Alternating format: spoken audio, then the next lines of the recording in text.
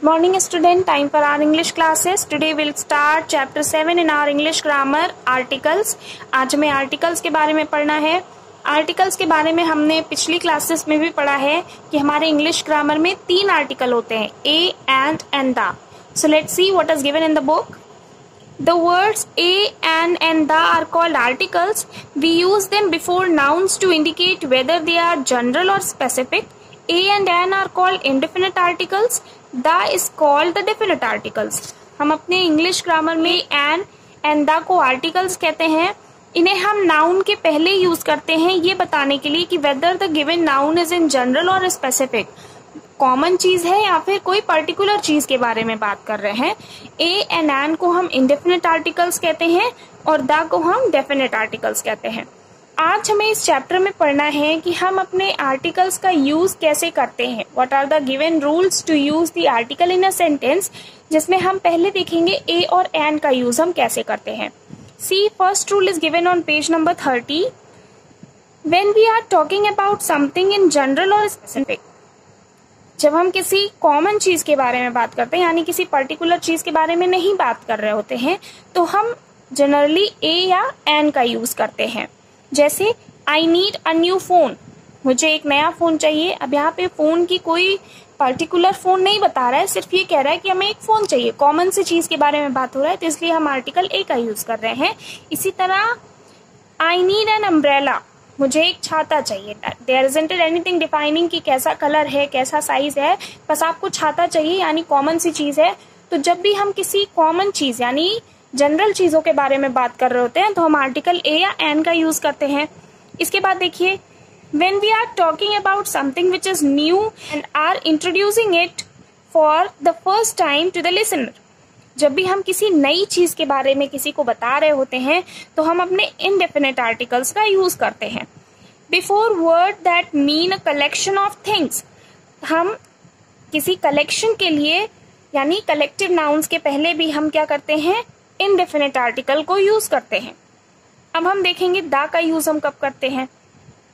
सी, पहला रूल दिया है before nouns that are unique, पूरे यूनिवर्स में एक ही हो, उसके जैसा दूसरा ना हो, यानी यूनिक नाउन्स के लिए हम डेफिनेट आर्टिकल द का यूज करते हैं. जैसे the sun is bright today, sun noun है, सूरज, पूरे यूनिवर्स में एक ही सूरज है ना, तो पर्टिकुलर नाउन के पहले हम डेफिनेट आर्टिकल द का यूज कर रहे हैं. Now see on page number 31, when talking about something that is known to the listener, जब भी हम किसी ऐसी चीजों के बारे में बात कर रहे हैं जो हमारा लिसनर पहले से जानता है यानी सुनने वाला पहले से जानता है उस बारे में. जैसे do you know where the keys are, क्या तुम जानते हो कि वो चाबियां कहाँ हैं. जाहिर सी बात है कि अगर हम पूछ रहे हैं उन चाबियों के बारे में तो हमारे लिसनर को पता है. इसीलिए जब भी हम ऐसी चीजों के बारे में बात करते हैं तो हम डेफिनेट आर्टिकल द का यूज करते हैं. To refer to a time period, हम किसी टाइम पीरियड को बताने के लिए कि इतना समय हो गया, इसके लिए हम डेफिनेट आर्टिकल द का यूज करते हैं. जैसे the song was popular in the 1990s, यानी 1990s के समय में ये सॉन्ग काफी फेमस था. In the past we did not have electricity, किस टाइम पीरियड की बात कर रहे हैं, पास्ट, यानी बहुत पहले समय की बारे में बता रहे हैं कि तब बिजली नहीं हुआ करती थी. तो जब टाइम पीरियड की बात होती है तो हम डेफिनेट आर्टिकल्स द का यूज करते हैं. इसके बाद हम देखेंगे कि before the names of rivers, oceans, seas, mountain ranges, countries with plural names और those that contain the word republic, kingdom और स्टेट, हम अपने डेफिनेट आर्टिकल का यूज करते हैं किसी रिवर के पहले, ओशियन या सीज के पहले या फिर माउंटेन रेंजेस के पहले, ऐसी कंट्रीज के पहले जिनके प्लूरल नेम्स होते हैं या फिर उनके नाम के पहले रिपब्लिक, किंगडम या स्टेट लगा हुआ रहता है. ठीक है, फॉर एग्जाम्पल लेते हैं द नाइल, नाइल एक रिवर का नाम है, द गंगा रिवर का नाम है, तो इसीलिए हम ऐसे चीजों के पहले क्या करते हैं, डेफिनेट आर्टिकल को यूज करते हैं. The Indian Ocean, the Arabian Sea, the Alp ranges, mountain range है एल्प. इसी तरह the Netherland, the United Kingdoms, ऐसी चीजों के पहले हम हमेशा डेफिनेट आर्टिकल्स द का यूज करते हैं. लेकिन कभी कभी ऐसा होता है बेटा कि हम आर्टिकल्स का यूज नहीं करते हैं. आर्टिकल्स का यूज करना जरूरी नहीं होता है। तो देखिए 2 रूल दिया हुआ है ओमिशन ऑफ आर्टिकल्स में। देखिए, with names of people, state, countries, mountains, कभी भी किन्हीं लोगों के नाम के पहले स्टेट्स, कंट्रीज या माउंटेन्स के पहले हम नहीं यूज करते हैं आर्टिकल को। अब आप कहेंगे कि इसके पहले तो आप कह रहे थे कि माउंटेन और कंट्री के पहले यूज करते हैं, तो ध्यान रहे माउंटेन नहीं, माउंटेन रेंजेस के पहले यूज करते हैं। और ऐसी कंट्रीज के पहले हम आर्टिकल द का यूज करते हैं जो कि प्लूरल नेम हो या फिर उनके नाम के पहले रिपब्लिक, किंगडम या स्टेट लगा रहता है। जनरली हम कंट्रीज के नाम के पहले आर्टिकल्स का यूज नहीं करते हैं, ठीक है। जैसे अगर हम कह रहे हैं इंडिया, पाकिस्तान, तो इसके पहले हम किसी आर्टिकल का यूज नहीं करते हैं।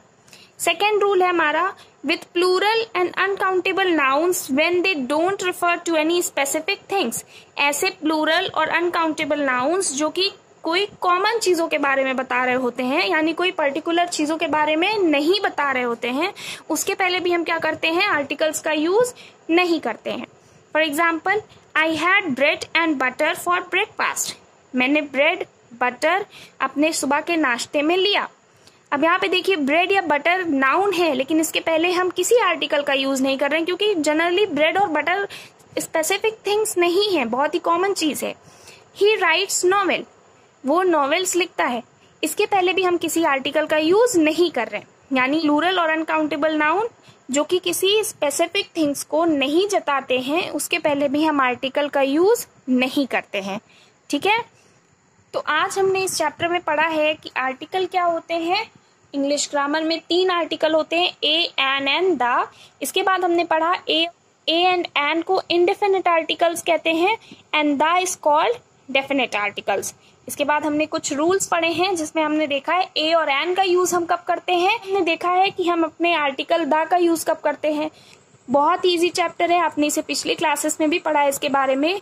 Just go through this video and read the chapter very carefully, try to do the exercises. That's it, good day.